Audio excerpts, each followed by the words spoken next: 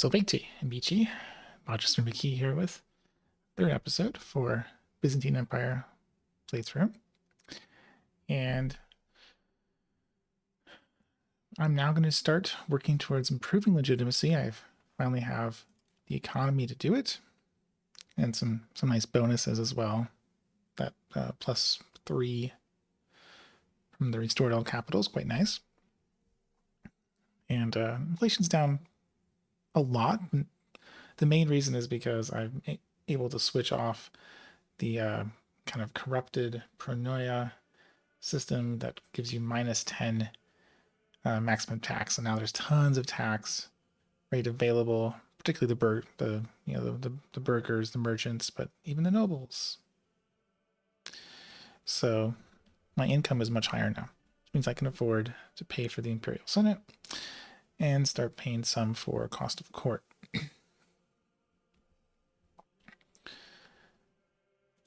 And to continue with that, I'm going to put in Alexios here. He's got my best military ability of my available counselors. He even has that trait from the event, extra 10%. I'll save the money on the others too. I be careful on those. I'm going to unpause for just a second. Yeah, so I'm spending a little too much. Fortunately, this doesn't automatically update. So I'm bringing that down. Make sure I have positive income, as well as continue to bring inflation down, which will make that easier. Once Parliament's done, this will also get a lot less expensive. It's an extra 10% because Parliament's in session. I'll be taking the stability hit from losing this. I don't think I can really get high enough. I can do these increased opinions, no problem. I suppose I could do the monastery.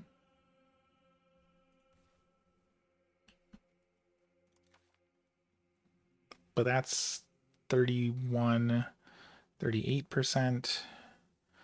So I'm at 42%. I need to do another one, which could be valuable, but I'm going to upset quite a few factions by doing this. The Dynatoi, the nobles are going to get really upset. They're already unhappy. So I think it's better just to take the 7 stability loss. I'll recover it pretty quickly because I'm already really negative, and it'll be fine. So that is our kind of our setup right now, and I'll just be waiting until I can get the spy network and claims on these Western base. Okay, so some new events in August.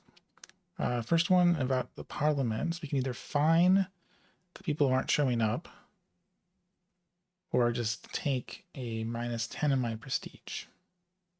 -10, not a big deal. But if I fine them, I get 130, which is a lot of money. I can easily just put in 2 new counselors and even like spend that to boost my legitimacy. I'm kind of tempted to just take the stability hit so I can improve my legitimacy. I would even improve stability because this would get stronger too. So I think I'll do that. Find the people who aren't showing up. And then this is a story event, so that's hesychism. I'm not going to ignore it. If I support it, I get +1 tolerance of true faith. All the pops will be more happy. Improves their happiness if they're the same religion as the government. So this will go up to 4.2, which improves control because satisfaction reduces control. Not a lot, but it would help. Opinion modifiers doesn't matter. Honestly, I'm probably not going to call a synod in the next 20 years. It'd be tough to do that. And I'd move more towards traditionalist, which I'm trying to get rid of, but I'm probably not going to embrace Renaissance right away. So the state satisfaction is nice to have. Alternatively, you can side with the other faction, more of the clergy pops are unhappy, so it's kind of worse there. And you lose one tolerance, so lower happiness again, get more religious influence, and some other people are not happy with you. So I'm thinking I'm going to do support to movement. It's less painful though. It's hard to say which one is really better. Now let's recruit someone. There's some drama. Oh, actually, no. I think you're better. If I ever have to do a admin task, you'd be a good choice. So Adrianos will be reducing war exhaustion. That'll get it down faster. And I'll put in someone for dealing with the stability. Giovanni.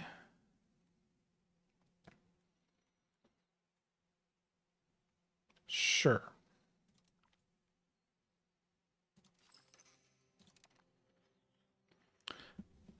So that'll help things out. Bulgaria is at war with Wallachia, so I could intervene and save Bulgaria, but my levies are still recovering, and my focus needs to be on targets for better expansion. I mean, I could take a few. There's some province I could take, but Wallachia would be in charge of that decision, and I want to be in control. All right, so January 1st, I have enough to start creating a casus belli. Let's do it on Bega. They have no they have no fort there, so it'll be easiest one to get.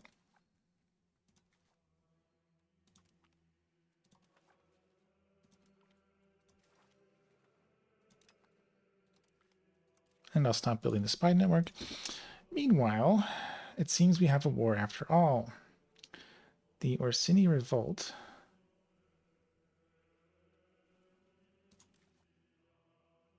with so a 1200 has revolted against Epirus. Okay, so I'm going to have to help my vassal win this.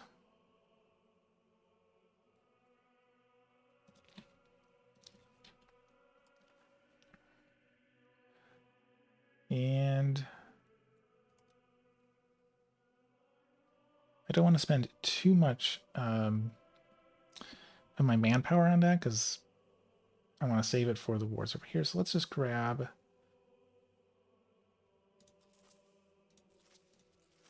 those 3 provinces. That's probably enough to win. It says they only have 1,000, and my vassals will be raising their armies too, I think. Yeah, everyone's joining in. Yeah, they're all joining in. So, well, Epirus doesn't have much. Leslie's got 2,000, and we are probably going to be fine. So I'm going to put them all on aggressive so they will attack. Let's just raise and group everything up. Oh, yeah, revolt.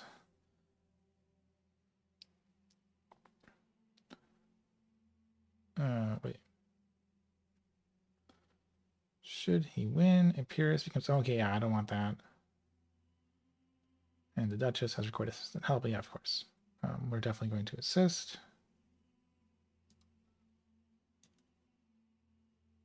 Let's make sure I pick the right choice here. So should the revolter win? Epirus independent. That's not what I want.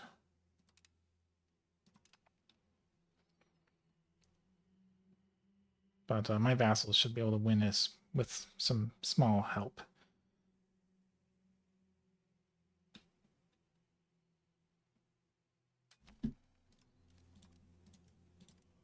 So merge everyone in, give us a good general.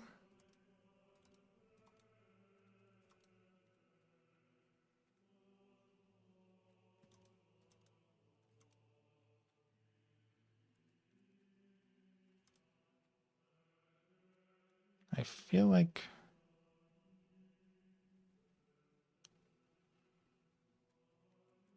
this is not giving me, well, I guess the reason it's picking him is because he's got good in the other two. Yeah, okay, fine.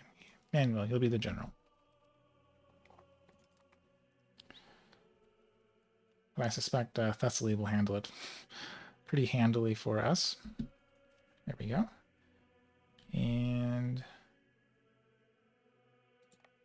let's move to Trikala and then cross over the mountains towards their capital. Have to be a little careful with morale. I hope Thessaly doesn't get themselves killed. Okay, good, they didn't.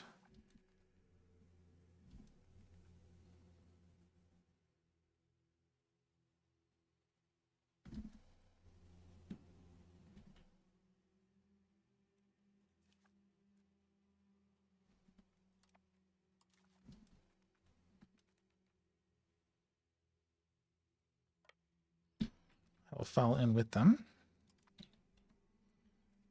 My money's doing worse. That's fine. Oh, we wiped out the rebel army, looks like.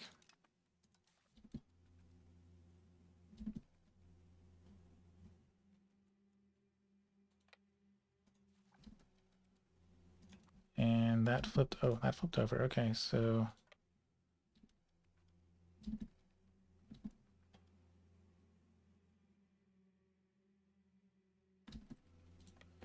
I'd lose. Okay, so we're gonna sit here and deal with this rebel army once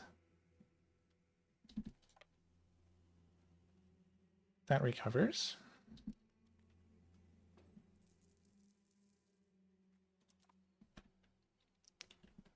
Or it'll tell us we're going to win.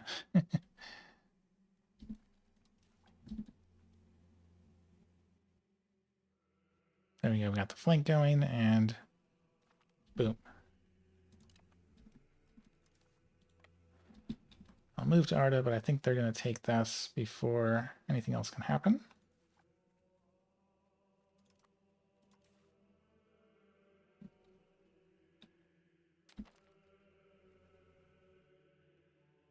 And that is the war. So easy win there. Let me disband.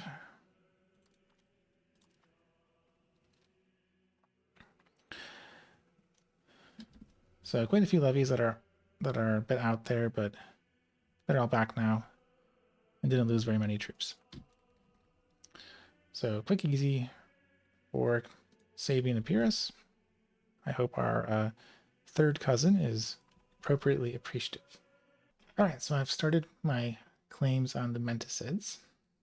So I'm going to have basically a war against all four of these guys, which they possess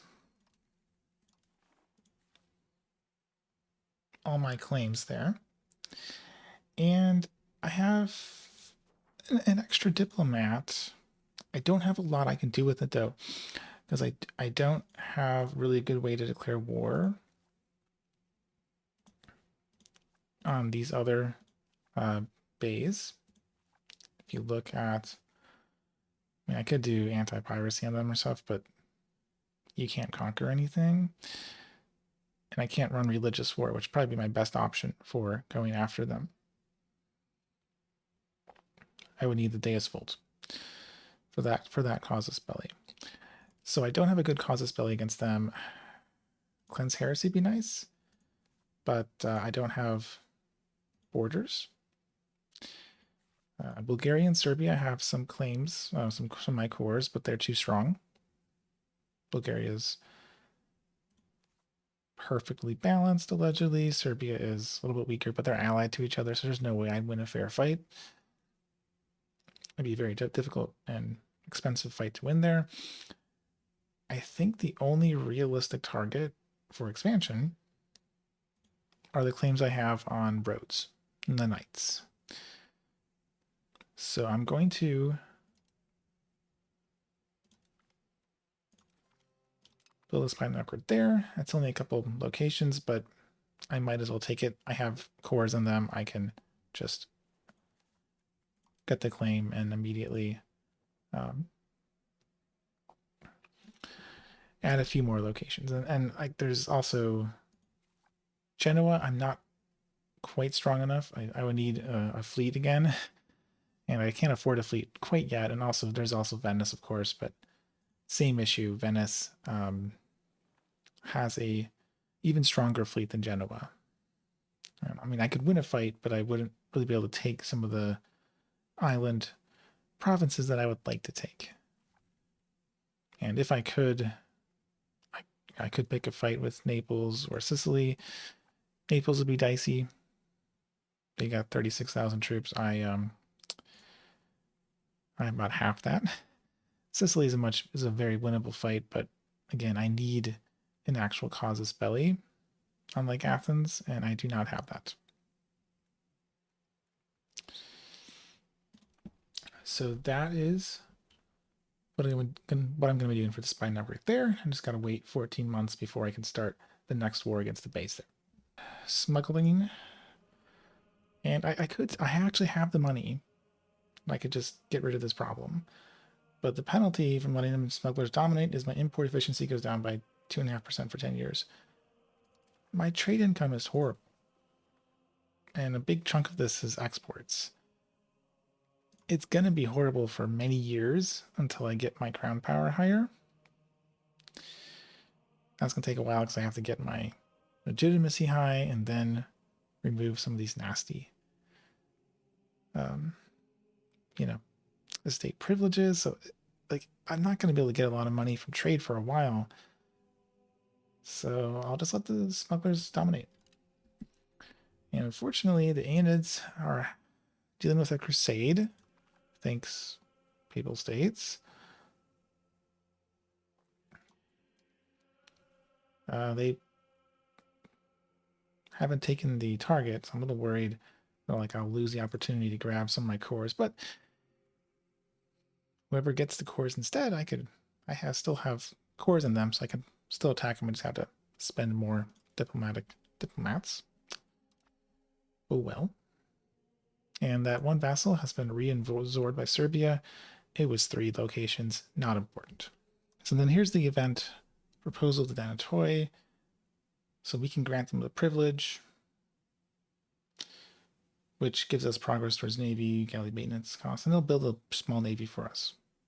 Or we can refuse and get upset, and we get 5 legitimacy. I think the Navy is actually better here because we get the free privilege. So, we're basically paying the privilege for it, but they pay for the Navy too. And I think I might be able to afford a Navy now. Just have to tick down a little bit of my cost of court. And that's enough to really, make sure I can deal with the knights or anyone else that I might be invading.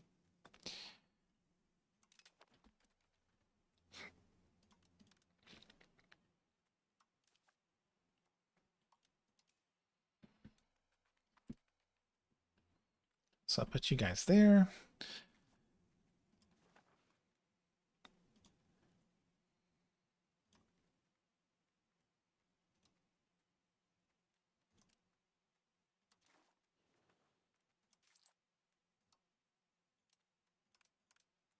And I'll have them patrol. Give me more maritime presence. Those pirates are causing some problems, which I can't do much about, but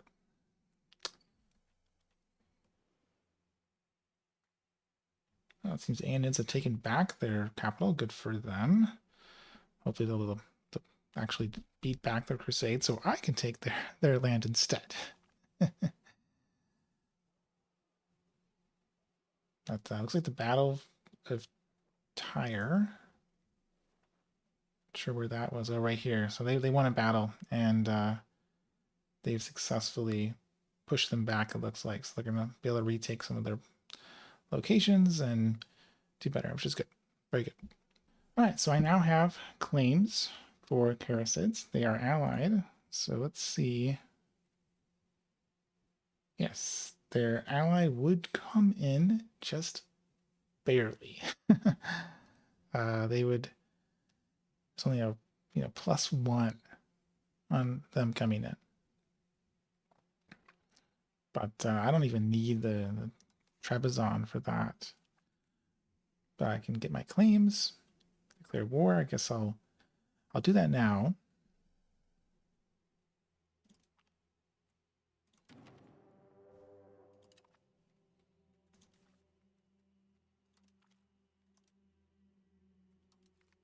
Don't raise you. Don't raise you.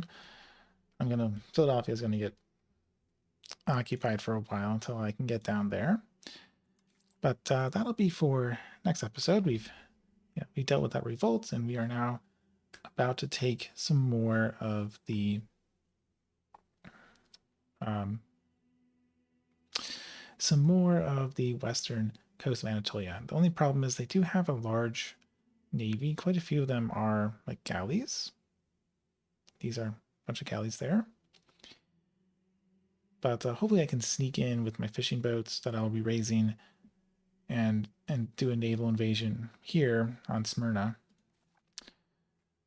Even if I can't, I'll at least be able to take all the Charicids, force them out, and then do like a white piece or something. But hopefully I'll be able to get them in. And we'll see if that succeeds next episode. Hope you enjoyed. If you did, please comment, like, and or subscribe so others can find this video too. I'll see you all next time.